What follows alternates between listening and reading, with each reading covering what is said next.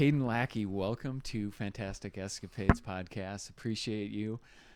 It's really special to have you on. Oh yeah. Oh, it's so good to be here. Yeah. I've been waiting over months for this at this point. Yeah. So, I mean, my backstory. This is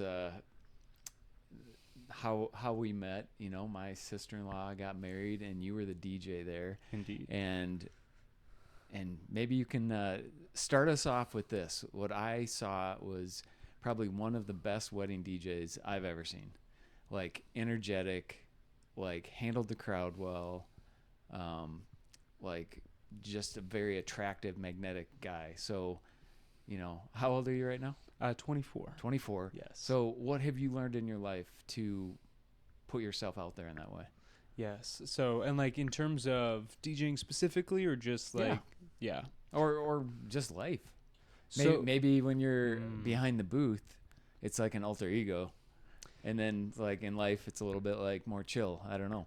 You know, the funny thing is, it actually is very, very similar between both. Mm-hmm. In fact, I don't think I know some people when they go into, you know, whatever role they are, especially some form of entertainment role, sometimes you step into a different part of yourself, or, some people put on a mask. Yeah. But I mean, for me, it's really just, how do I say it? It's like the best part of me comes out. Yeah. Then like it really feels like the real part of me comes out when I get to do events like weddings or like other stuff like that. Yeah. I think a big word for me in life is authenticity. Yes. Right. So, you know, what does it mean to be authentic and to be behind the booth and like, I don't know, getting the crowd into it? Absolutely. I think that, so, you know, this actually reminds me of a TED Talk I went to in Sioux Falls here a couple years ago. And one of the speakers spoke about imposter syndrome, and how it's something that like she's dealt with, and that the way she actually spoke about it is as if it was this thing that most people deal with, if not everybody. And that, you know, like no matter where you're at, you kind of, there's like this sense of imposter syndrome. And, you know, I want to agree and disagree, like, because there's a part of it where, like let's say on this podcast, I don't often do podcasts. Yeah. So there's a part where it's kind of like uncomfortable. It's a little weird and whatnot.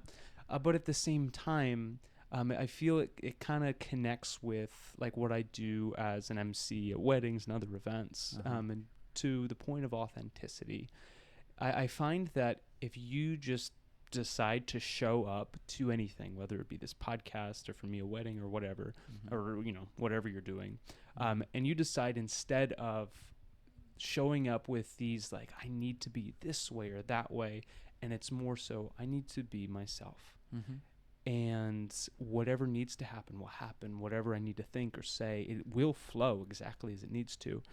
And I mean, that's really what I live by. Not in every moment, goodness, no. But I mean, I really try to, whether it be I'm waking up in the morning, or I'm, you know, working at, you know, whatever other job, or I'm out to lunch with somebody, or I'm out on the dance floor, I really just try and show up as like Kaden Lackey without thinking, how should I be? And instead just going out there and just being in that moment, right, and just seeing how it goes and just trusting it. Yeah. I mean, as you're talking, I'm thinking of these words, you know, that and you've just hit the nail on the head, like trust, like you're trusting yourself to be in that moment. Absolutely. You know, what other word came to mind? Authenticity, which we've already talked about, but, you know, I saw myself in you, which is kind of cool because, you know, I think of, you know, when I was growing up and, you know, college or post-college, like I would just dance. I loved dancing. And one unique thing that you brought was like, if people weren't dancing, like you went out and danced with them. Oh yeah. And it kind of changed the dynamics a little bit. Like, but the cool thing that I think about it is, you know, you might just think of it as dancing because it's fun or whatever, but it communicates like you don't give a crap what anybody thinks, you know, and that's such a cool place to be. Absolutely. You know, compared to there's some people that, you know, walk through life and they care what everybody thinks about them. You know, do you feel we haven't even talked about MC Bridge yet, but Oh yeah. have you bridged that gap where you go, and have that ability just to be yourself and not give a crap? Or, have you ever been in that place where you do give a crap what people think? Yes, and that's a wonderful question. Mm-hmm. So, in fact, I would say I come from a place, I won't go into crazy detail here, but I do come from a place of great people pleasing, where it felt growing up that I wanted to, I didn't want to disappoint anybody. And even just like a little ounce of disappointment I could hear from like my grandpa or my dad or anybody in my family or friends or whatnot, it was really devastating to me. Sure. I remember, being not just a little kid, I remember being a teenager and like doing something small, like washing my grandpa's truck or something, and like, oh, did you see? And like just the lack of like acknowledgement, or if felt like disappointment, it just felt like my whole world fell apart over something really small. Sure.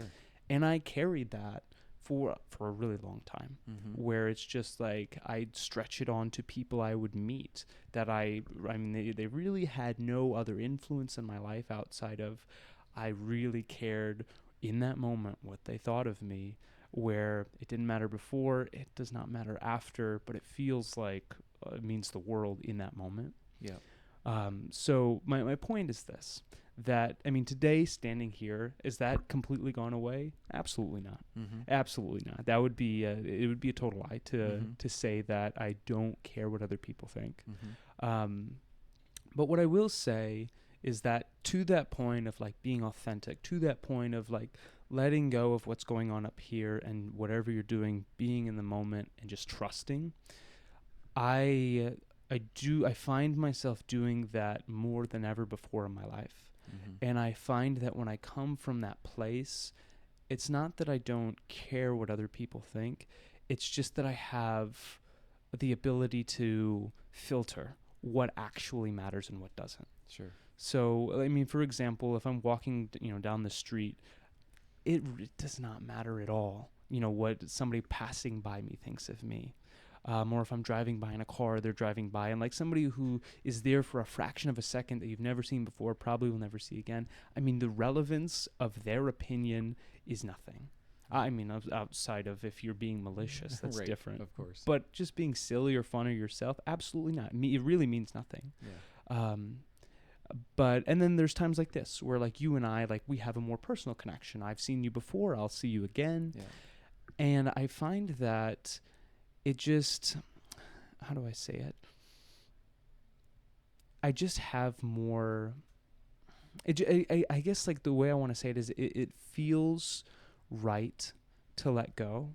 And then when you do that, it like when I just kind of stop and think, I'm like, you know what? I might stutter. I might not know what to say. I might do whatever. And that's what I want to say is that literally just trusting whatever happens is meant to happen, or there's going, even if it looks bad, that there's some reason for it. It's going to turn around. It's going to become incredible. Right. And just really giving into that, I find that it alleviates just a lot of stress. It alleviates a lot of pressure, because when things do go bad, like when I'm at a wedding and my mic's not working, for example, I don't know what to do, and there, I don't have a backup or whatever. Yeah. You know what? It's okay. It's frustrating, but exactly. So you speak up, I suppose. Exactly. Yeah. And like that stuff happens. Like things will not always go to plan. Often they won't go to plan. And just like letting go and just stepping into like, you know what, I'm going to do my best regardless. Whatever happens, I'm doing my best. And that's the only thing I have control over. And then things in the end end up turning out exactly as they need to. Yeah. So I know that was a bit roundabout. No. Do you ever have I saw this the other day. It was a scene of Robin Williams on a late night show. And the guy started off with a comment. He was like, "Hey, Robin, this might be too personal, but," and Robin interrupts him and says, 8 inches. And, everybody laughs. But it makes you wonder, like, I know in my life, like, I have loved comedians, and I love the way they make me feel. Yes. So I've tried to be funny. Yes. Instead of, like, what you're kind of talking about, just being in the moment. Yes. So I can see, like, a guy like Robin Williams, like, I mean, he is funny. Everybody's expecting him to be funny, and so is his trying acceptable versus like just being in the moment, or you know what I mean? Yes. It's like people can tell when you're trying too hard. Yes. So absolutely. I don't know what you do or what you take with that. I feel there's a balance too. One of my favorite quotes is, I'm going to butcher it a little bit, but essentially, you're celebrated in public for what you practice in private. And it's essentially like, imagine like studying for a test. There's a huge difference cramming the night before so you can try and get all the answers right, and then forgetting everything, versus spending a week or 2 weeks or whatever is relevant for you to really go through, understand the information. So you're not just memorizing facts, but you actually understand how whatever subject it is flows. So you do well on that test, but any other test in that subject, you will also do well because you authentically understand the subject. Sure. And I see like Robin Williams. I don't know I didn't know him personally. I don't know if he was putting on a mask. Yeah. But I guess like my perspective on great comedians is there's a side to them, even if some of them like put on this alter ego or whatnot, there is a side to them that authentically gets it, authentically is funny, authentically like they have no idea what they're going to say in some moments, in like an improv moment, and then they hear the thing and all of a sudden it just resonates and they have a hilarious response. And I guess ultimately to me it's just the more you train yourself to be comfortable in those uncomfortable situations, the more you train yourself to just trust whatever happens, even if things go wrong, that it's going to come back around, the easier it gets, the more confidence you build. And like for a comedian standpoint, my guess is that you would just naturally become funnier because you don't have to think, you just kind of feel and it just flows. I have that statement in my mind a lot, which is get comfortable being uncomfortable. Yes, absolutely. And so it's no matter what you do, I mean, it could be learning to fly or being an MC or being a comedian or whatever, you know, being a DJ. So let's talk a little bit about MC Bridge and what that means to you. So, once again, I met you as a DJ, but I know you have bigger ambitions. So talk to me a little bit about your journey and kind of where you see yourself going and what MC Bridge means to you. Absolutely. So I will say that growing up, I remember that, and I'll try and give you the spark notes of the whole process here. I remember being in 8th grade and my teacher talking about like going to college and all that. And I just remember this thought of like I don't really want to do that. That it just doesn't feel right to me. Not that I wasn't academically capable or whatnot, but it just didn't resonate to me. And 4 or 5 years later, I graduated high school and I didn't go to college. And I didn't really know what I wanted to do. I just knew that that's not really the experience I wanted. And from there, a couple years after I graduated, I ended up going to this personal development event, if people know Tony Robbins. And that was something that really changed my life. Where was it? And it was actually over Zoom. It was virtual. Okay. All right, cool. This was in the midst of COVID, so there were no live events or whatnot. And I really I thought I would hate it. I actually wanted nothing to do with it, but my aunt had done it, and she just had expressed, how much it would positively impacted her, and she thought I'd like it. So I went, and it really was life-changing. And I remember just on the first day of that event, this feeling of my God, this is what I'm made for. I don't know exactly the details, but I know there's something about what's going on in this event right now that speaks to every part of me, and I need this. So from there, I started to go to more events, and that was awesome. And I thought maybe I'm supposed to be the next Tony Robbins, and which I don't recommend ever thinking you should be anybody but yourself. Yes. Good. But and then it slowly changed over the years, where it and in that process, about a year after that first event, I also became a wedding DJ. Randomly, just an add-on Indeed. I needed a job, and it clicked with me. And over the years of I want to take this direction or that direction, and things not quite feeling right, but finding these little parts along the way that did click, I finally came to the point where I realized that the two pieces I love the most, that resonated about weddings, that resonated about that event and all that, was that I love getting to be on the mic. I love getting to interact with the crowd as a whole and raise the energy in a room. Yeah. But I don't care about necessarily being in the spotlight. And not in some oh, I have no ego way, whatnot. In fact, I would almost say it in a way that I know that at this stage in my life, it could be easy to get carried away ego-wise, being the main sage on the stage, essentially. Yeah. And I just decided that that's not the piece that even really resonates with me, anyways. So the piece that just resonates is getting to have fun with people. Yeah. Getting to be up there and engage, and that's the thing. And that's what I love about weddings, actually, is that you don't come to a wedding for the DJ, but they get to play a pivotal part in the day, and that's the beautiful thing. Yeah. So anyhow, story be told. The other piece is, aside from the engagement, getting to be on the mic and stage and whatnot, I really love personal development. Something I've always loved is in a movie where it seems like the hero's been through all this stuff and it's the final battle and there's no way. Sorry if you've watched Avengers Endgame. I do apologize. I'm going to spoil a little bit, but it's Captain America at the very end where Thanos and his whole army is standing there and Captain gets up and his shield's broken and it just looks like it's lost. How do you win this? Yeah. And then the portals start to open up and all after you've watched these movies for a decade, all these heroes and love step through, they've come together, and then there's this epic battle and good wins. Yeah. And I see that in every in every part of life. I see it waking up in the morning when your back hurts or you're just groggy, you didn't get good sleep.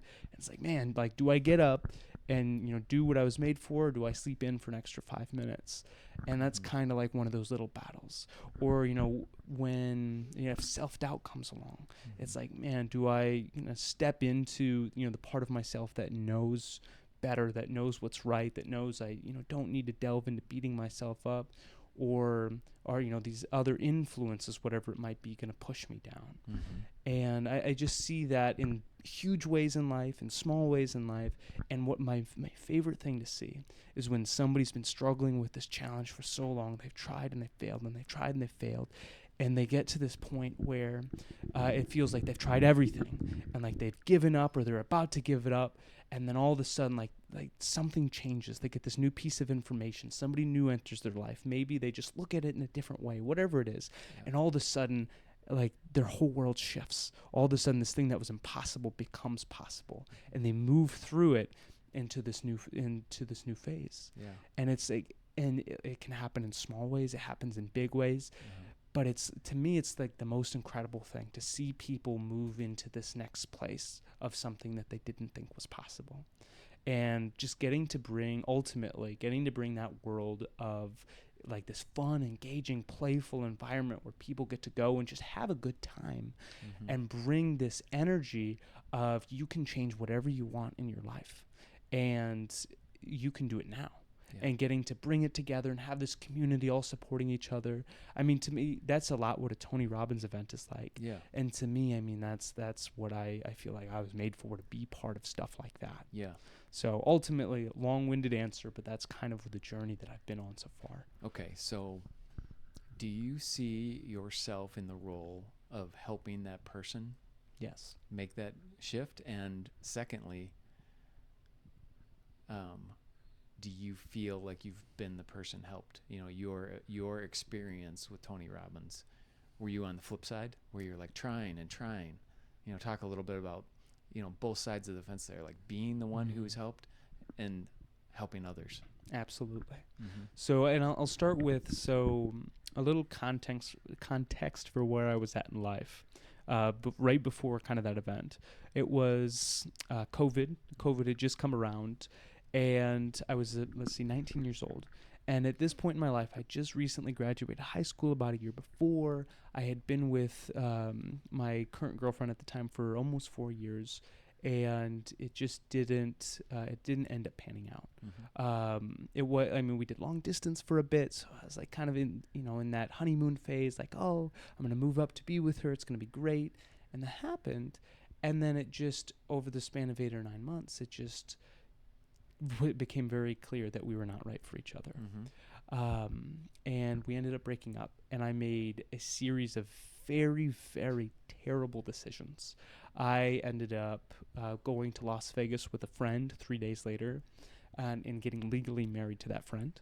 And I was romantically intimate with her as well, so there was like a completely destroyed my, any sense of being civil with my ex-girlfriend at the time, playing with, my then wife's heart. And like for me, it was like I never had any ill intentions consciously. Sure. Like I wasn't here to like try and mess with people or cause pain or be a player. But for me, it was like, man, like I didn't want to be alone. I didn't know what direction I was heading. I didn't see it at the time, but like there was absolutely like a strong sense of like just feeling depressed and anxious all the time, and like trying to find somebody else to make me feel better. Sure. And just ultimately, I think the theme was feeling like weak, feeling just too weak to do anything for myself, too weak to, like even if I knew better, too weak to actually make a shift. Sure. And that carried on. Let's see here. In fact, to Robin Williams' 8-inch question. I won't disclose that, but what I will say is on a very personal experience. 9.5. Was about a month after I gotten married. Her and I were at the apartment I still had with my ex. My ex and I did not live there at this point, but all our stuff was there. Yeah. And my wife and I had gone back to the apartment. We stayed the night, whatever. And then the next day we slept together for the first time. And I just remember like it had initiated, and like it just didn't, like it just kind of was like this whole month of poor decisions caught up to me. And we're like, all right, like, you know what? Let's talk. All this has been not the right call. And we're sitting there on the bed talking. And of course we did not put any clothes on. And I hear the deadbolt to the apartment unlock. And of course, there's only one other person who has the key to this apartment that I had with my ex. So in comes my ex-girlfriend and her little brother and her mom and her mom's boyfriend. And I remember like hearing that deadbolt, and my brain like just shut off. Like it's never happened. Like I've never been in a point where like all thoughts left. I got up, I laid down on the ground next to the bed. I didn't shut the door. I didn't try and get dressed. I didn't try to do anything. I just laid down on the floor and just waited for like the worst possible thing I could ever imagine happening to happen. And of course they came in and they saw, and they were, let's just say, not very pleased. I definitely burned those bridges pretty bad. And I speak about it with levity now because, I mean, that was in, 2020. But, I mean, it truthfully was a very intense experience. And I'm quite sure she would not be listening to the podcast. But if she was, it was an incredibly poor decision. And it's something that I do feel great sorrow for. Yeah. It sounds like it's a fantastic escapade. It was, at this point. Yes. It's something that belongs in a movie, I would say. Anyhow, we left the apartment, and I just remember leaving and driving with my then wife and thinking like, wow, like I didn't realize life could feel this bad. I didn't realize like you could get this low. And I know there's far lower places you can go than that, but for me that was rock bottom. Sure, I've been there, to those lower places. Absolutely. Yeah. So how did your wife handle the situation versus how did you handle the situation? She was in a place where I won't say like in specific, but something very traumatic had happened to her before, like right before we had gotten married. So she was already in a place of just not doing well. And so this was something that was just kind of like added on to all that pressure and heaviness. Yeah. So I would say we were in fairly similar places. Funny how that happens in life. it's like you meet people, and depending on the energy that you're projecting in life, it's like that same type of energy is attracted. It's like, absolutely. I don't have examples jumping into my head right now, but I just know in my life, it's like you meet somebody, you're hanging out with them, and then it's like, I see. Yes. I see why. And it's not necessarily a bad thing. It could be a great thing. Oh, absolutely. It could be the positive energy is there. I mean, like, to your point, I mean, that's how we met. Yeah. I mean, obviously I've done a lot of weddings at this point, and this is the first time I've been on a podcast for, somebody I've met at a wedding. Yeah. And it's just like, there's a reason that, we started talking. Mm-hmm. There was something, well, now we know, but at the time we didn't know, but there were things that are like similar pieces of energy that just kind of like got us talking, got us thinking about what more there could be. Right. And so, I mean, absolutely. Yeah. And that happens on the negative side too. Mm-hmm.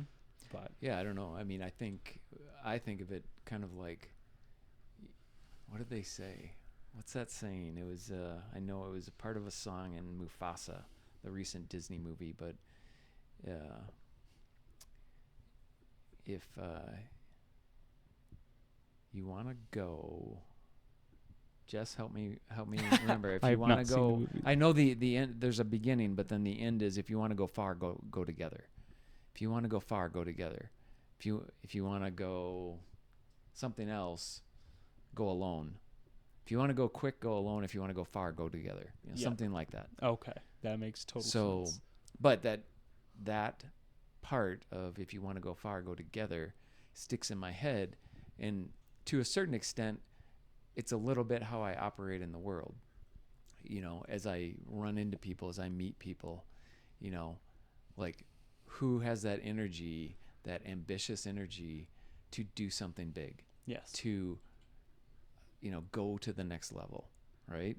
Absolutely. And that's what I think, and you always wonder, like, hey, could we go far together?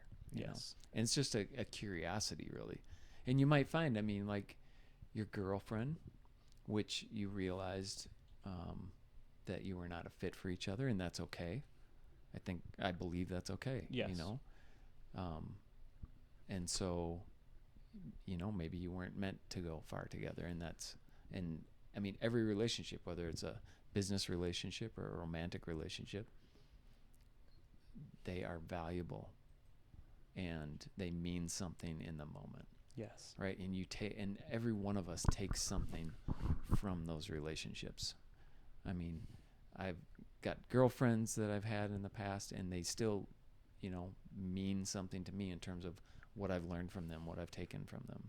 And I've had lots of friends in my life.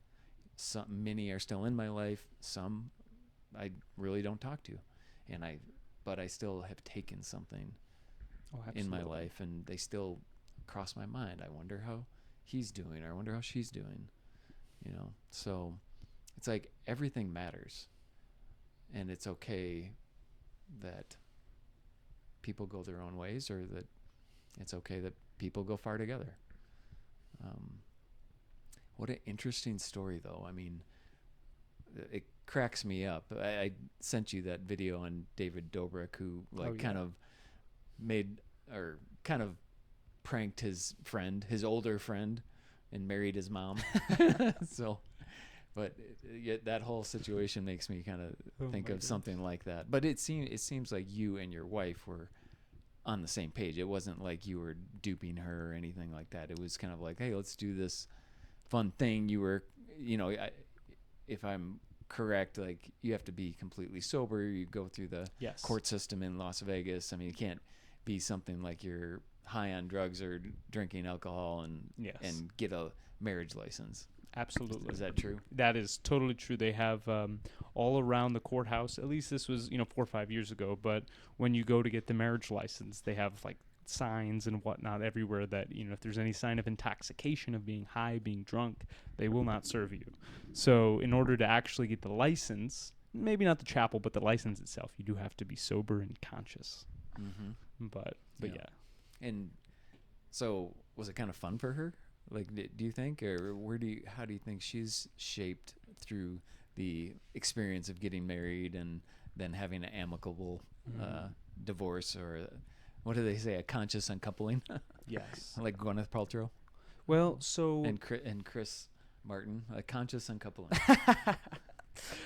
That's a good question. It would be easy for me, like it's easy for me to speak about my own experience. And I, of course, have my perspective of how it was for her. But I will acknowledge that during that time in my life, I didn't often try and step into her shoes. So I do think, there was an understanding that we're not, like, getting married to be together forever, that, but I think that we are also both coming from a place of hurt, different types of hurt. And that this was just something that seemed like, I don't know if a good idea. To me, it was a funny idea. And to her, I actually not 100% sure what was the driving factor. If it was just like things were not good elsewhere, so this was just something to do, something to distract. Maybe it was funny. Yeah. But I think that, before I blab anymore, can you remind me of the specific question? We'll just keep going. I think of, Jesse might say that don't take marriage advice from me, but I've studied women in my life for years and years and years. And one of the things that I found is if a woman wants to be around you, she likes you. Just if she wants to be around you. So I don't know this woman at all, but my guess, the fact that she went to Vegas with you, the fact that, like, she married you, my guess is there's a part of her that wanted to be the one that was chosen as well, right? To go along with that. And even if the pretense was that, hey, this isn't forever, my guess is she liked you. That's my guess. That's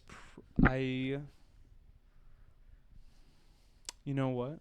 I honestly, that's something to think about. It's something I haven't thought about in a long time. And I think that I do absolutely agree with you. Obviously, if she was repulsed by me, then there wouldn't have been any sense of hanging out or whatnot.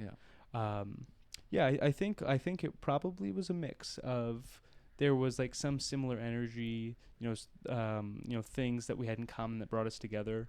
I think that the real glue for that time, though, was the phrase trauma bonding. I think that we were both going through our own types of intense times, and then we happened to kind of have each other's back in some fashion during that time. So that's a great question. What would you say to those people out there that maybe have gone through something hard, and the call it trauma, call it just something difficult in life, whatever you want to call it, what is the way through? What is the way over, around, in your experience, to basically, who knows if you're ever completely healed from something like that, whatever it is. Yes. But where it's just like, it doesn't hold anything over you anymore. Absolutely. What can you offer there? So, well, first things first, that was lemon water, by the way, not some vodka mix. But so I guess the way I want to answer that question is two-part. I always like to leave open that I don't know everything. I'm 24, so there are people with lots more like time experience than me. There are people with lots more actual volume of experiences than me. So this is just the perspective I've developed after 24 years of my life. But I guess in that perspective, I found that the word for me I like to use is faith. And I don't even mean that necessarily in a spiritual sense. I mean, like, I was talking about trust or authenticity, or we were talking about trust and authenticity earlier. And like the thing that gets me through times like that would be the sense of faith that, like, the sun rises again tomorrow. Like, it might be night right now. It might be the darkest night you've ever experienced. And when you're in those places, I mean, it's often so hard to see anything in front of you. It's often so hard to believe that there's any way out of the tunnel. And the only light that you can have sometimes is choosing to believe that there is something more, that there's a reason for it, that there's a way out, that you're going to find the way out, that it's all going to come together and make sense. And even if it's not today or tomorrow or this month or this year, I mean, that sometimes you don't have control of the speed of things that you're going through or how profound or impactful, whether good or bad, whatever you're going through is. You do always have control, what it means to you in that moment, and what you believe is going to, happen moving forward. That it will, get worse or get better. So I would say that remember that power that you have, that nothing has meaning except the meaning you give it, and that no matter where you're headed, you get to choose the direction you're pointed in. Yeah, that's great. My mind's going in a couple different directions here. One, though, is you think of people who get in their head this idea that the pain is so excruciating, I need to leave life. And I mean, that's just a tragedy, because I think if people really knew, no matter how bad it is, no matter how bad it is in their life, I don't think they realize how valuable their life is to others. Absolutely. And sometimes it just takes somebody saying something to them, say, hey, you matter to me, or like, it's so great that you're a part of this life, or a part of my life, Absolutely. Yeah, so I think, so segue, go back to, now you're on the flip side, you've gone to Tony Robbins. You've been the one that's been helped. Yes. What kind of help have you offered others? Where have you put yourself out there? And help is a tough thing. I've learned this. Like, one of my friends called me, or called my program, the DIP program, the Dentist Improvement Plan. Meaning I would just go around like, oh man, looks like you need some help working out. It's not a compliment. Yeah. So it's like, how do you help others, but also do it in a way that's tactful, or where they're coming to you? Yes. Does that make sense? That makes total sense. Yeah. So, and I feel to effectively answer that question, I need to finish my answer to how I had been helped. Sure. So point with, and I as you can tell now, I love to take a small story and really stretch it. Yeah. But so basically, during that summer, the breakup and the marriage, there was some other stuff where it was just more poor decisions. And I mean, like, I had another low point out, like after the apartment day where we were driving away and I just felt like rock bottom. I had another point that was like that during that a couple months after. And the thing that got me out of it was that Tony Robbins event. Okay. And to me, it wasn't like I needed specifically Tony Robbins to do this. And it's not that, it's like he pushed me through. It's not like that. The thing for me, though, that really had clicked and resonated was it's so easy to get stuck in a rut. And whether it be like, oh, you live in the same place, you're around the same people, you work the same job, whatever, it's so easy to start believing that life is a certain way, and you can change it, but you can't really change it, so people end up like, oh, it's too scary, to leave behind this job. I don't like it, but it pays the bills. What else would I do? And that, the certainty of whatever it is, even if that thing like is comfort. Dragging you down, exactly, like that comfort, that traps a lot of people, including myself, all the time, in big ways and small ways. But for me, it was like the comfort of the way I was living and like jumping from person to person, making these poor decisions and not being intentional or aware of other people. It was very comfortable, and it was a very comfortable rut. And the event for me, I think here's the thing that stood out the most, and I'll flip it around to kind of how I like to influence other people's lives. Sure.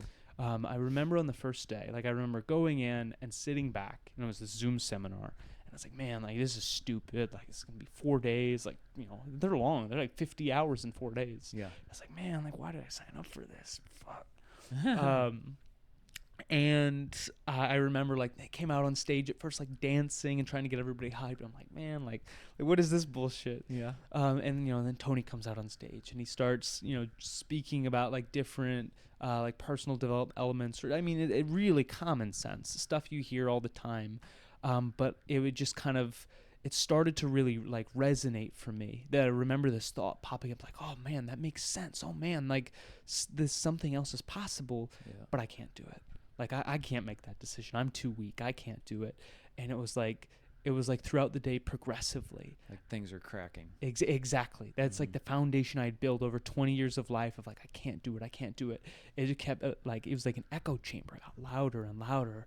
And like, it felt more and more painful. Like this thought of like, I can't do it, because like it became more and more clear that wasn't true. And I'll never forget. I remember he was talking about this concept called like living in a beautiful state. Okay. And essentially he was saying like, no matter what, you don't have control of what happens to you.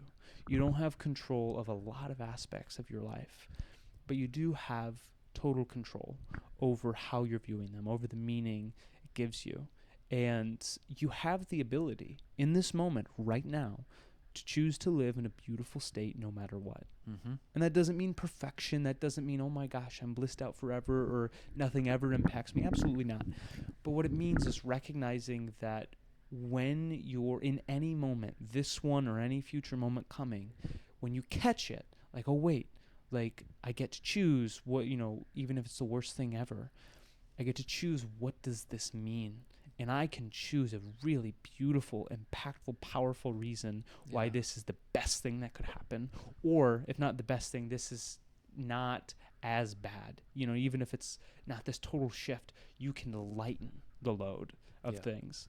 And for me, it was like, I just remember like, it was kind of this like ultimate clash inside of myself. I can't do it. I can't do it. I can't do it. And finally I was like, you know what? That's fucking bullshit.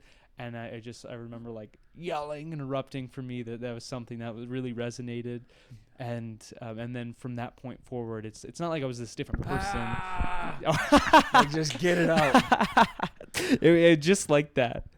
It was like from that point forward, it was just like this, not that I was a completely different person. It was like this part of me that hadn't seen the light of day for a long time was awake, was able to actually, come out and be here and be present. And really, ultimately, it was just I was able to be more of myself. I unlearned something that had beat me down for a long time. And it became addicting at that point. Like this, not in like some like, oh, I got to go to every seminar, but in the sense of like, wait a second, holy smokes, that's me. And I chose to do that. Now I can do this with, like I can deepen this, or I can find a different part of my life where I'm just taking on way too much pressure, or I'm, feeling like an imposter, or I'm not like, I just don't like how I'm treating other people or something, whatever. And I can let it go. I can let that part go, and I can choose to be different. I can make a different decision right now.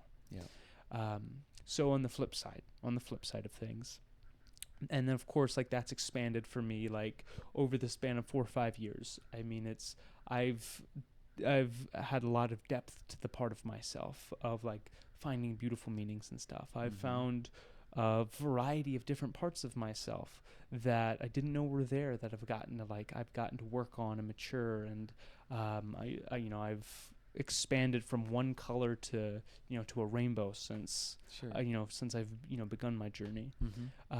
But I found that people don't always want help. Often they don't want help, and that's a really cool place to be, because you can. I've heard Tony talk about this analogy of like the way he sees it. If your best friend or your brother, your sister, whoever, somebody you really care about, if they're in a burning building and they're asleep, are you going to try and like go up and knock on the door and it's not budging or something? She's like, oh, too bad. Guess he doesn't want help. So well, no, of course not. You're going to beat down whatever you got to do. You're going to break the door if you need to. And you're going to get up there and you're going to get to them. And if they're not waking up, you're going to be like, oh, I tried. It's like, well, no, like you're going to shake them awake. And there's a point though where it's like he talks about where it's like if they don't want to come with you because they like, obviously in a burning building they'll see the fire, they'll feel the heat, but sometimes your friend is in an emotional burning building but they can't see it. Right. That's just the way life is to them, and they don't want to leave. Yeah. And I remember Tony's response to that as well. If you got to clunk them over the head and throw them over your shoulder, you got to do what you got to do to get them out of the fire. Yeah. And there is a point where that's necessary. If somebody's on the brink of ending their life because they don't want to be here, I certainly wouldn't just be like, well, like they don't want to stay around, so I'm going to let them have a good day, end it. No, absolutely not. But in most cases it's not that extreme. Right. So the approach I like to take is this. I like to do my absolute best to be totally present with somebody, to like really like not just so I can understand and analyze them, but like set all that BS aside, and even intentionally like set the intention in myself. I want to get to know this person, or if I know them, I want to get to really understand them as best as I can, authentically, curiously, not for any reason other than they're a beautiful human being, and I have the ability to like see into them and acknowledge them and hear them. And then from that point, something really magical happens where when people when they don't feel judged and they feel listened to and heard and understood, you begin to start having an influence. Or like saying, I mean, like that happens with everybody. Like obviously Tony's had an influence on me. You have an influence on me. Everybody has an impact and an influence, and you get to choose, am I going to be a negative impact or have a positive one? And so for like somebody who doesn't want to change, it kind of just boils down into like if somebody weighs, 300, 400, whatever pounds, nothing wrong with that. No you have to walk in with like completely letting go of all judgment, because you know what? That is absolutely their choice, and there's nothing wrong with that. It doesn't matter. Like if that is the way they want to live, beautiful. Yeah. Perfect.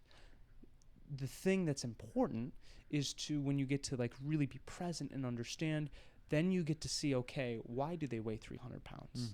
Is it because they like absolutely fully enjoy their lifestyle and they love food? They're a connoisseur. They go out to all these places. They try all these foods.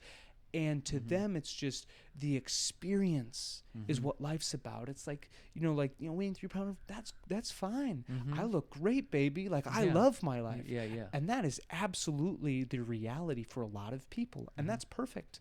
If that's where they live, who cares? Yeah. Like if let's say that weighing that much cut off 10 years of their life for like, some health reason, you know what? They were aware of that, and they chose to live that way anyhow. And as long as it wasn't maliciously hurting other people, perfect. Yeah. Like, just support that, love them. But you show up in a non-judgmental way. Exactly. Yeah. And I think that's ultimately what I would like to say, because there's the flip side too. Yeah. You show up in that non-judgmental way, and like maybe it's not that they're this connoisseur. Maybe it's that there's some underlying problem going on there with their life, whether new or old trauma. Yeah. And the way that they respond to that is they eat a lot, and they don't like the way that they look, and they don't feel good, and they don't like where they're at all, but they feel stuck. Right. And the way you don't change that is being like, oh, all right, like you weigh a lot. Let's get you to the gym, or let's get you on a diet plan. People feel judged. They want to step away from that. Right. That hurts.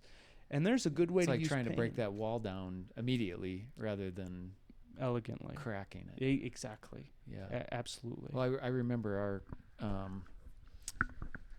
our meeting at the Source and having coffee. Oh yeah. And I just wanted to say, like, I shared things with you because I felt like you're in a place of non-judgment, right? And sometimes some people would say I hold cards pretty close. Like I don't just share everything in my life very often, Yes. So it's something that I experienced, I feel like I can just be authentic, be myself with you, which is a great place to be. And I appreciate that a great deal. It's one of my favorite things about Jessie. I can be authentic and be myself with her. That's beautiful. So, yeah. So so what does this mean going forward? Meaning, if you are helping people and you're showing up in this non-judgmental way, what's the delivery method? What's the way that you're showing up for people? Maybe you're my father-in-law, Jesse's dad. I asked him, what's the meaning of life? And he said to help other people, So maybe that's a good foundation. Maybe that's where everybody is, or maybe that's where you're at. Is that the foundation, helping people, or is there something else foundational? I think that, I mean, honestly, I think that that's such a good place to be, like helping other people being the point. Mm-hmm. And at the end of the day, I think this is my perspective, but I feel that some version of that, maybe for you it's, love is the answer, or, God is the answer, or whatever. And I think ultimately, if you take a step back, I think like all of that boils down into the same thing about getting to like connect with other people and leave somebody else, or leave a place or thing, whatever, better than you found it. Yep. Because even imagine a situation in life where it's like, I could go to this place and like I can receive, like I can build myself up in some capacity, or I can go to this place and I can give, and it feels good, to go make a lot of money. Like there's obviously a lot of benefit. There's a lot of reason a lot of people either do it or try to do it. But it feels completely different to go to a place and be like, you know what, my cup is overflowing. Or even if my cup's not overflowing, I have a little bit to give, and I'm going to give that little bit that I have. Yeah. And the funny thing that happens is when you give, it comes back to you. And it doesn't just come back. It's like 10 times what comes back. So you go out and you give your time and your energy and your love, or you help somebody, and all of a sudden, in ways that aren't even connected to that at all, it comes back to you. And in times that you need it. And I feel that some version of getting to like grow and contribute is like ultimately what we're after. I've got my own hurdles to get over. I'm just thinking of the things that I envision in my life, the things I want to do.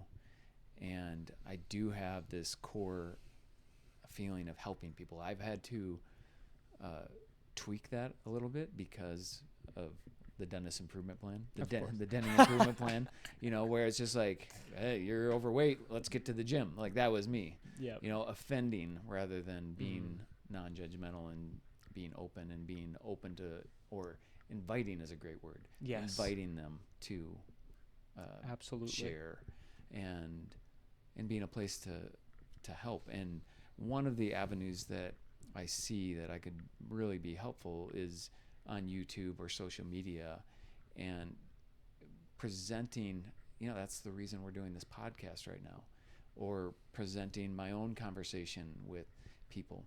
But there's that little bit of fear in me, and it's overcoming what will people close to me think, what will people think, but it's knowing that, hey, I need to put myself out there.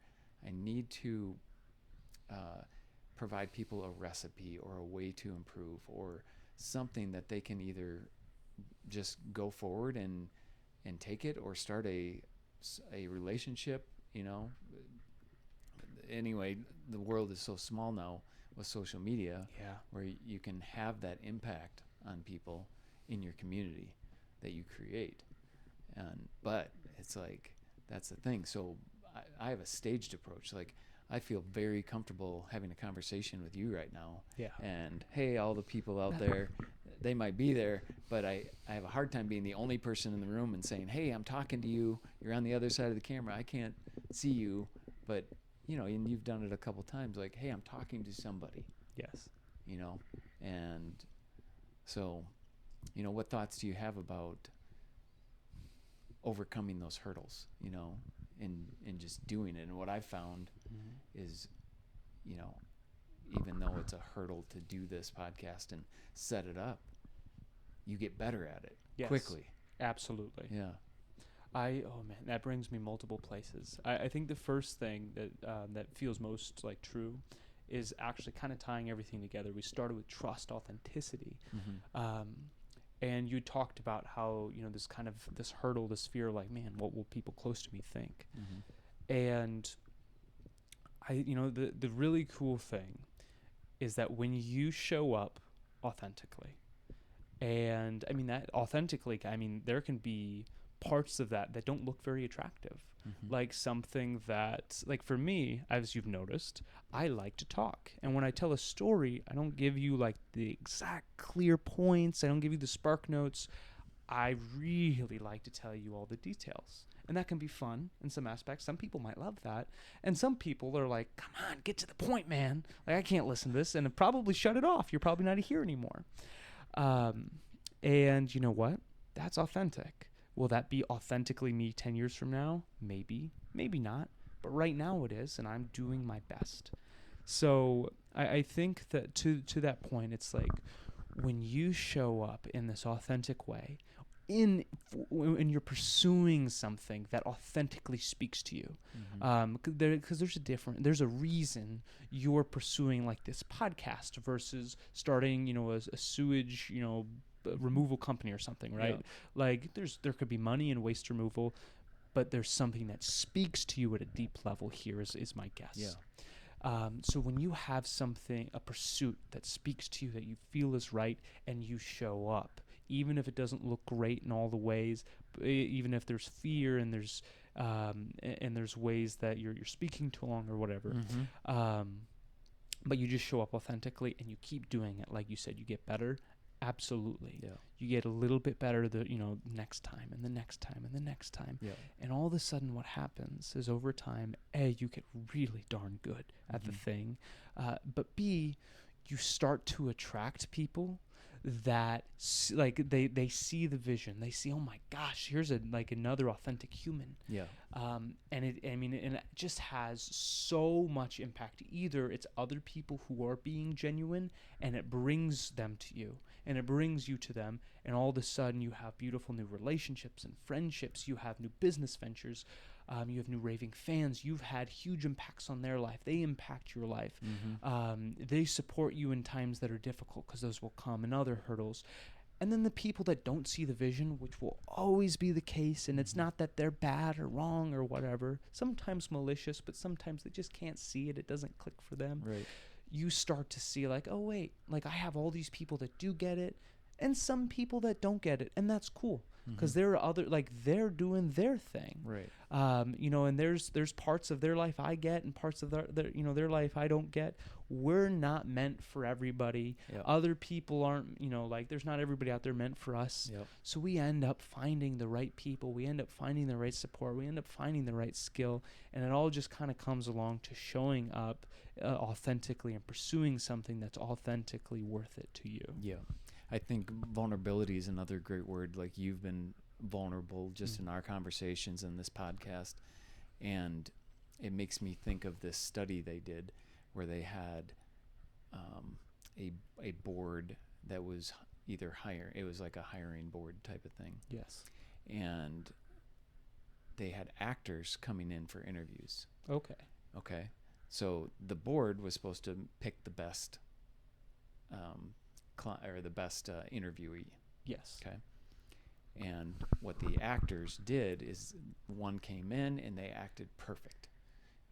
They came in, they put their coffee cup on the table, they sat, they're dressed well, everything was perfect, right? And they go out and they have another one come in and they fumble the coffee and they spill on themselves. They have this beautiful white dress on or white shirt on and coffee's all over it and they're just embarrassed or whatever. But the panel did not know that this was a test. And do you know what who they hired over and over again? My guess is the person who's like more authentic. Yes, more authentic, more vulnerable. They made a mistake. They're human. They spilled the coffee on themselves.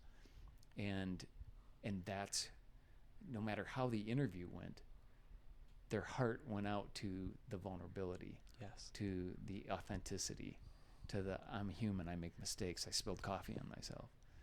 And it was a pretty clear result, basically. Yes. So it's pretty interesting, and I know it just from being a consumer of content, a consumer of YouTube or whatever.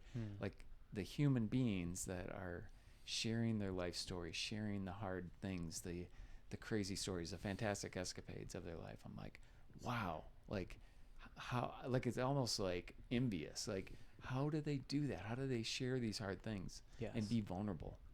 You know, because there's that part of you that wants to just hold it in tight. Absolutely. You know, but there's something very special, and I feel it with you. Like just having a conversation, you know, you're so vulnerable and share so well in a nice way. You know, like, oh, okay, it's very human. I've been there before. I've made mistakes like that before. Oh yeah. You know. Well, and like something, and then that leads me into the last point with this. I wanted to add the really cool thing about showing up and being authentic and being vulnerable is I mean, you attract other people that are that way too. And it doesn't matter. Maybe somebody's like super has every single card on the table. They literally tell anyone anything. And maybe there are people who are authentic. They just, maybe not up front. And maybe they share less overall, or maybe that they kind of wait a little bit to kind of see who they want to share everything with. Who am I safe with? Exactly. Yeah. And I mean, to me, like there's differences between that, but ultimately it's people being, themselves authentic and vulnerable. So like ultimately that's just a beautiful thing. Yeah. But there are also people that do feel that, that they need to put on a mask, that people can't see who I really am. They can't see the real me deep down here. So I gotta hide. Maybe they do it intentionally. Maybe they do it completely unconsciously. And the really cool thing about being vulnerable is when somebody sees you be authentic and give your heart out and be vulnerable, it shows them a real actual experience of somebody doing this thing that they're scared of. I mean, because ultimately, like people, you don't put your heart, you don't put your heart out of there out of fear. Whatever it is, I mean, you can describe it with a million different words or situations, but it's fear that like you won't be accepted, ultimately fear that you're going to get hurt in some capacity. Sure. But when you see like this example of somebody who sets all that aside, who understands, there's this intelligence and intentionality, understanding that, in this vulnerability I'm showing, I could get hurt. The people I love and really do care about what they have to say, they could think I look stupid. I mean, this could go viral, and millions of people could look at me like I'm a buffoon.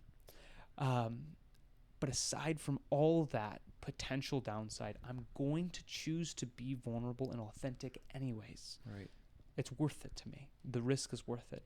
And when people who aren't in that space see that level of vulnerability, and like, I mean, you feel it. You like authentically feel it, and then it kind of like starts to create this cracks in their mask, in this foundation, and not in this way of like, you weigh too much, let's take you to the gym, and you're trying to help.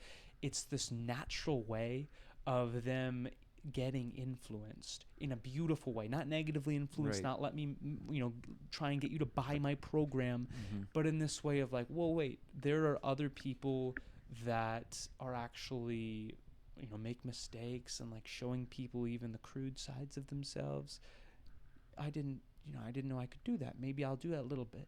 And then all of a sudden they start to be just a little bit more vulnerable.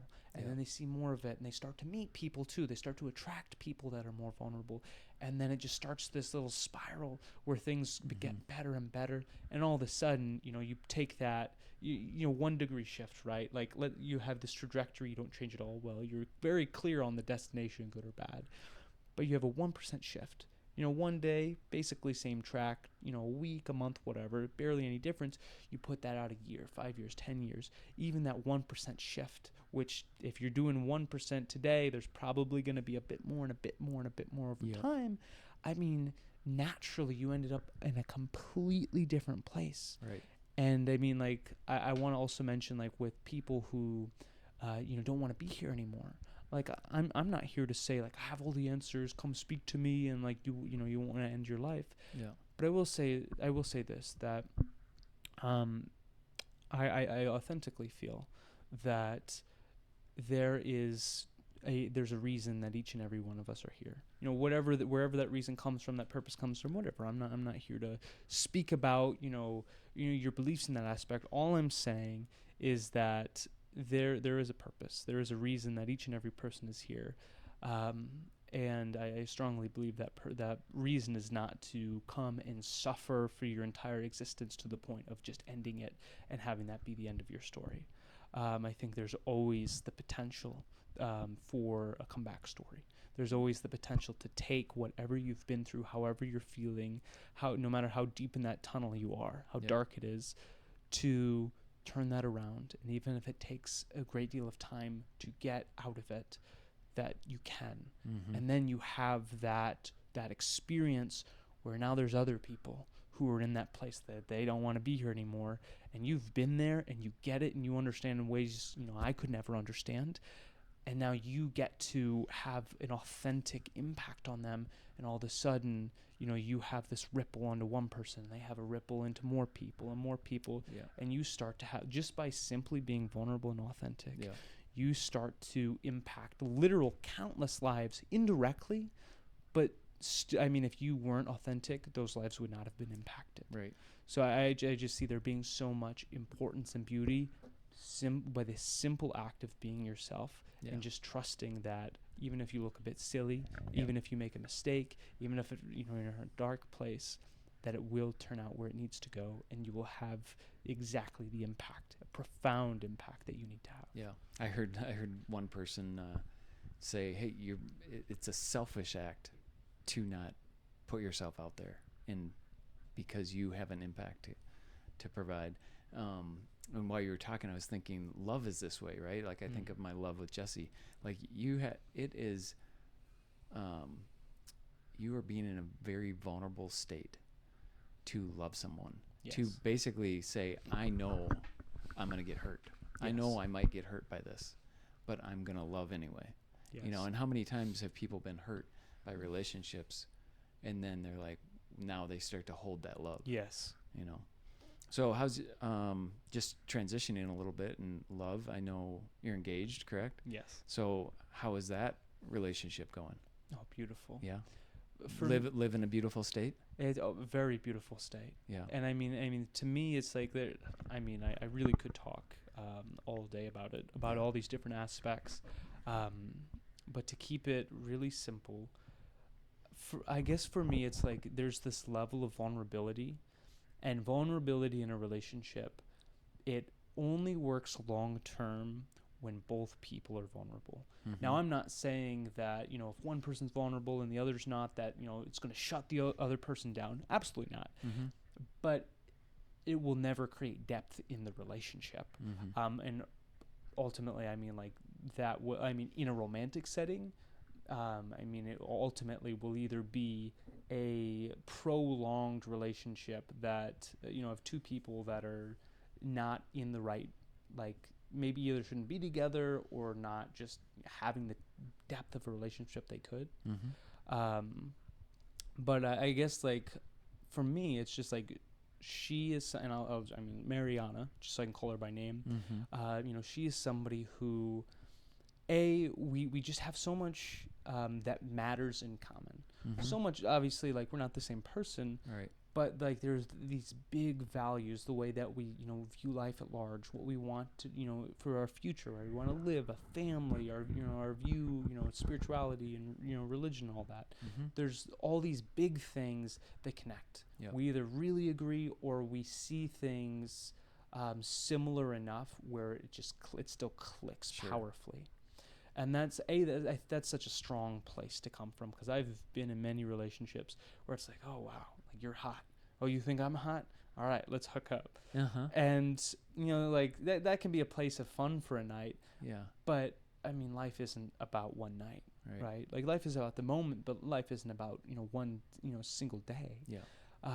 So if you want a long-term lasting relationship, and I'll just say with Marianne and I've just found it so important that we have all these really important things in common. Yeah. But aside, that's cool. But if there's not this place, the other thing that really has created this powerful relationship for us is that vulnerability. Sure. And the ability to communicate how we're feeling. Because what's happened so often is somebody's been hurt in the past, and all of a sudden, they see their partner acting in some way, they say something, whatever, that reminds them of some past, relationship they've been in, and all of a sudden they put up this wall. It's like, oh shoot, I've seen this before, I don't want to get hurt. They recede, and then all of a sudden, it creates this argument, this fight, that has nothing to do with, the situation or the person. And I mean, it can really easily be solved just by opening your heart back up on both sides and talking. And that I've had just the great grace of, that's who Mariana is. Of course, I mean, we have disagreements, we see some things differently, but then what we do is we take a little bit of time to just we're like, all right, wait, maybe we need a moment to relax, let's just breathe for a second, and then we come and we talk. And then even if we don't completely agree on something, we dig down and be like, was this really that important? No, it actually isn't. And then we reestablish this depth in, of why we're together in the first place and what actually matters to us. And that's only possible, I found, that with that vulnerability and communication. So ultimately, I mean, really, it's been a dream. It's just been a dream to wake up every day and be next to her. That's how I feel about Jessie. That's so beautiful. Yeah, I do actually. I mean, look at her. She's cute. Well, I gotta ask. I mean, I've been in my relationship for about a year, but you've been in yours for over 19 years, married for 19 years. Yeah, we just had our 19th wedding anniversary. That's great. Yeah. So, what? I know she said be weary of marriage, but I'm actually only one more. Interested. Well, we're just trying to make it to 20. If we can make it there, then I got you. Oh, but what's been something that you found over 19 years that's really stuck out for you? What's been important? The biggest thing is the first thing that comes to mind is that the person you marry, you should never hold them up as your everything, right? Like I went in a little with the naive idea that she would just be everything to me. Yes. So it's like I almost dropped, friends or other endeavors or things. And here's the secret. Women don't want to be the adventure. They want to go on the adventure with you. Right? And I think that would probably be the number one thing that I've learned as a man, is to be that adventurer, be the creator of the adventure, and invite her along with me. Jesse, what do you think about that? He's definitely brought me on. Well, that's that's like a roller coaster. Oh yes, High highs, low lows. I can absolutely see that. Gosh, we're gonna have to mic her up. She said I brought her on a roller coaster. That's true. Okay, so here's another one. I think that I probably loved in a very conditional way, and I think I'm done apologizing for it. But to move to a place of unconditional love, Yes. is I don't think it's easy. I think it happens over time. But it's like, can you, and maybe this is a place of non-judgment, even if you're sitting down with somebody that you don't know, is it unconditional love just to be with that person in a non-judgmental place, right? To love somebody unconditionally right now, right? And I would say I had this idea of what your wife is, what she should be. Yes. And so there's a lot of me that I loved her conditionally. And I would say the place that I am now, I don't know how many years it's been, but it's been a continuous decrease of conditional love towards unconditional love. Yes. Which is, I love her the way she is, who she is. And And it's just amazing. I just give her that space to be who she is, and I find it delightful. I do. And even when I'm just frustrated with her, like what is going on? And then when I feel like that, usually she's on her period. No, I'm just kidding. Yeah, I'm just kidding. Yeah, we do have that joke, like, Twilight Zone, like there's something going on here. Oh, I got it. Well, that's awesome. But it's mostly fun.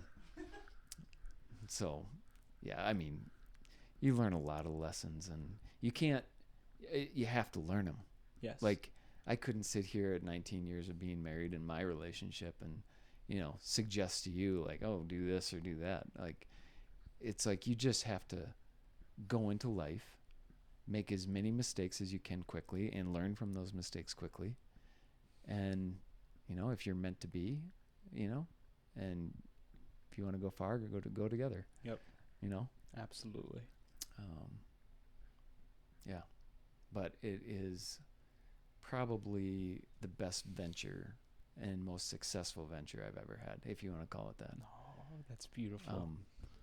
The honest thing is, I wouldn't work. I wouldn't do anything, because I've got two parts to this. Because I love family. Like, I love being with her. I love being with the kids. I love being a dad that's involved in the kids' lives. Yes. All right. But there's something missing when you're the man and you're not going out into the world. Right? And it's almost like you need to go out into the world, and you need to go on that adventure. You need to go climb that mountain, whether it's a business or a mountain or, an endeavor or a dream, because everybody gets too comfortable with you around, and it's almost like it's not meant to be that way. Yeah. Like, you need to go out into the woods and hunt. Absolutely. Type of thing. So, but, for a guy who loves being with his family, like, I would do it all the time. I love it. So that's a beautiful place to be. So if we shift just a little bit, going back to MC Bridge. Oh, yes. What's the vision of MC Bridge into the future? Yes. So, well, and to briefly explain MC Bridge, because I know it can sound a little unique of a choice at first. Mm-hmm. It comes from this place of, I mean, like, something that's big in the personal development world is an empowering identity. Because, I mean, and ultimately, like, it doesn't need to be a personal development thing. I mean, ultimately, in your life, you operate under a set of beliefs and values and whatnot. And if you bring all that stuff together, everything that you believe, every way you see the world, all your experiences, you bring it together. And I mean, it's ultimately, your identity, the way you see yourself. Mm-hmm. And so many of our choices, so many and emotions, feelings, your experience of life, I mean, it comes through that filter of, like how you see yourself. And something that we talk about in the personal development world is being really intentional with the identity you want to show up with, because it's a filter for everything. And then B, like, it helps a lot to give that identity a name, because that just it's like calling your dog. It's like hey, Fido, come here. Mm-hmm. And then like when your dog knows its name, comes Sure. right to you. Sure. I mean, same concept with the identity. Like, mm-hmm. you create a sense of, like, what you call it, and then, or like, essentially call yourself when you're in this place. And like different rituals or different things that you say or different ways you use your body or different activities you do. For me, like running is one that brings you into that place, where, whoever you need to be in a moment. So anyhow, I spent a long time thinking about what do I want that name to be. Originally, I chose the captain because it sounds cool, right? Yep. I'm the captain of my destiny. Yep. And it kind of worked, so I kept with it. But it just didn't quite fit, and I tried to do all these different names through the years. I tried, like, I don't even. The only one I can think of is like The Machine. Yeah. It's like, Yeah. I don't know about that. But finally, actually, just a month ago, I was volunteering at this. It's called the Global Youth Leadership Summit. Okay. It's like this summer camp out in San Diego, and they talk about this concept. Mm-hmm. And I thought about it. I'm like, I don't know, the captain, but it doesn't feel right. And I just had these series of experiences where I realized that, oh my gosh, like, what do I love to do more than anything? I love to bring people together to see, oh my gosh, he would get along with her so well. They could go, have this beautiful relationship, or maybe a friendship, or maybe a business venture, whatever. Yeah. Or like, oh my gosh, like, this person needs to see this resource or visit this place or whatever. I love when, making this connection where 2 + 2 = 1,000. Sure. And I also found that I love being on stage. I love being on mic. It's part of what I want to do, Mm-hmm. but I don't need to be like in the spotlight, right? Yeah. And I also I don't really want that to be my primary thing where it's all focused on what I have to say. Sure. I love to help bring other people up. Actually, that's another piece I want to share is like with what I want to do, what I'm building my company for, Mm-hmm. is I could go out and I could build all this content and go be a guru on the internet and, do events and whatnot. And that's fine. And there is obviously value in that. There's people who do it very well, Mm-hmm. very authentically, and have profound impact. Sure.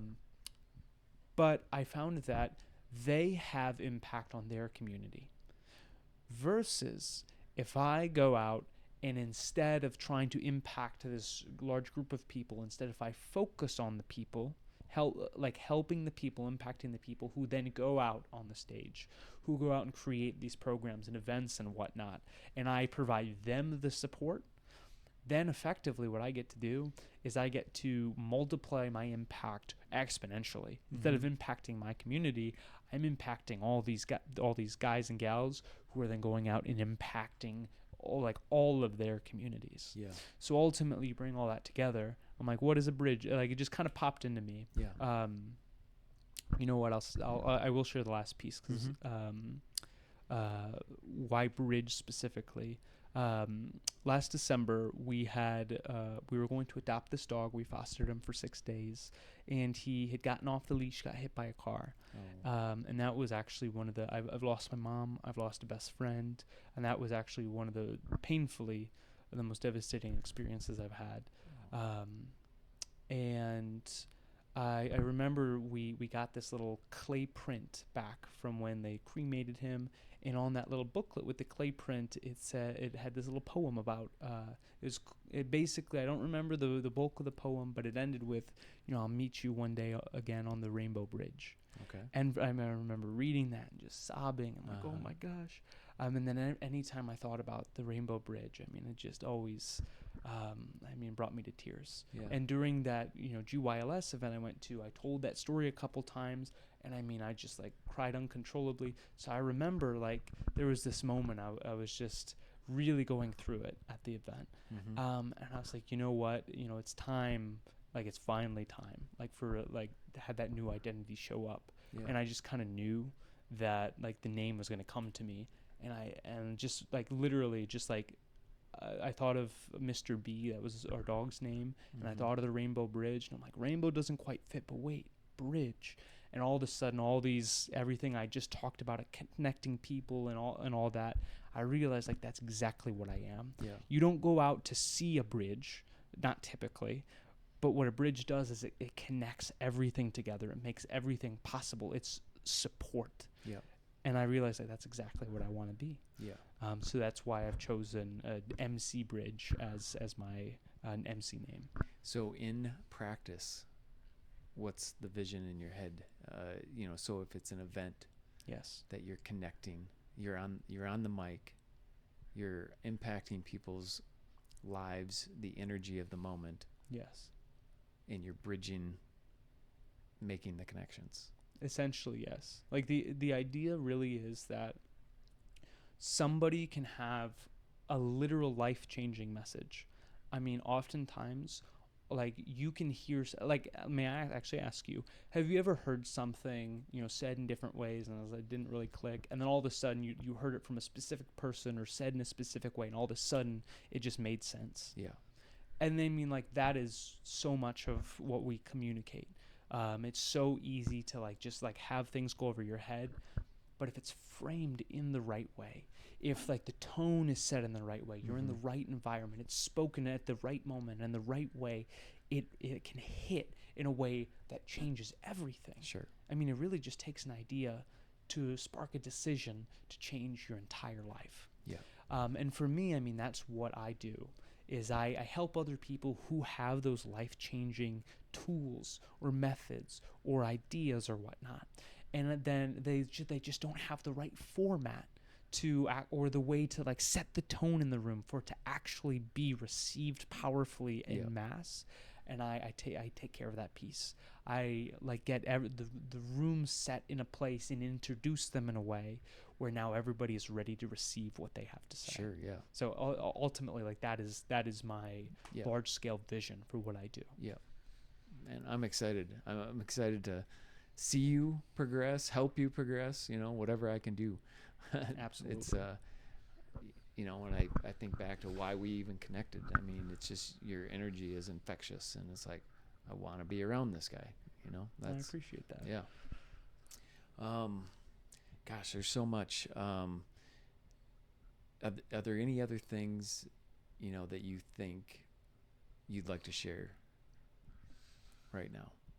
I think that yes, there is one other brief story I think would be helpful. Yeah. And I will speak to the camera for this one. Yeah. So I'm not here to say like, oh, woe is me, like I've been through all this stuff, because I know for those of you watching, I mean, many of you, maybe most of you actually, have been through stuff far worse than anything I have already said or will say. So I'm not to take, to compare or, make light of any situation you've been through. But I will say that I have been through some stuff too, I'll share. And the decisions I made following them were really transformational for my life. And perhaps there's somebody watching that this would be impactful to hear. So ultimately, I shared briefly that I lost my mom, and that was long ago. I was about 7 years. I'm 24 now. I was about 7 when she had passed away. And she had some different health conditions. She had seizures that get chronically worse, and she just happened to have a seizure when nobody's home, and that ended her life. And that was its own unique experience, being so young, not really understanding what that means. Just all of a sudden, this unconditional love in your life is just gone, and that comes with its own array. But the cool thing with that for me was that so much of my life happened after I was 7 years old. So many people I met, so many amazing experiences I had, I wouldn't trade for the world. And also my mom was just so incredible. In the 7 years I had her, she just had such an impactful, powerful, amazing influence on who I was and became that, I mean, I can't look back at that and see anything but gratitude. And it would be very easy to look back and be like, man, all these people have their parents, and I don't have my mom. And ultimately, I just want to communicate that's a choice. No matter how hard of a choice that is, I just want to say, like, you always do have the choice to whatever situation you're in, you get to choose what it means. So for me, that's, what my mom's death meant, that all this beautiful stuff has happened to me because she died. I moved, around the country because she died. I met those people in that move because she died. I'm here. I've only met Dennis because she's passed away. And then last year, or about 2 years ago, I think now, I had one of my best friends from high school. He's about 18 days older than me. We lived across the country at this point. I hadn't seen him in years, but we talked for hours every Sunday. And I mean, he was somebody who we had these big projects we were working on together. I mean, he was somebody I was going to be with, until I thought I was 80 or 90 years old. And he worked in construction. And just one day he went to work. He forgot to put on his vest. climbed down in this hole to kind of mark a line where an excavator was supposed to dig, and somebody got in the excavator, didn't know he was there, swung around and just crushed him up against the wall and just instantly killed him. And that was something where it's like I can take that and be like, man, my mom died, my best friend is gone, like this is just a reason to dig myself deeper, to look at things in a negative light. And that's easy to do. And there's nothing wrong with that. There are aspects I did take that path. But on the flip side, there is an opportunity. There's a chance for you to decide, okay, there's this thing that has happened that was completely out of my control. It's not my responsibility to tell him to have a job, in construction or not. It's not my responsibility to make sure he's always wearing his vest, or, make sure that job site is always, perfectly up to code in every way. That's not my role, and I have no control over that. His death had nothing to do ultimately with like my ability to choose things. But what it meant to me has every ounce of, I have every ounce of control. So obviously it was a very devastating experience.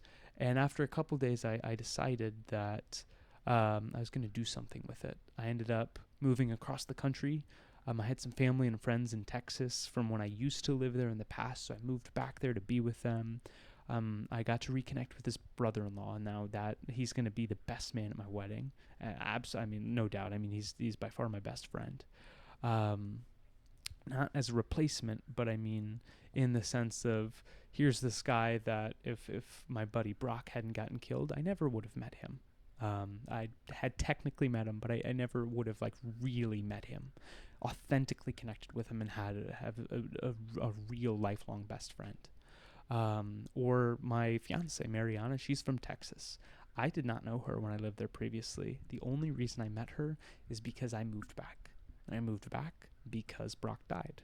And ultimately what happens is, not only do you have the ability to make these mental decisions of what it means, sometimes it's hard to be like, oh man, my buddy's dead, so that's a good thing for some reason, and trying to feel that.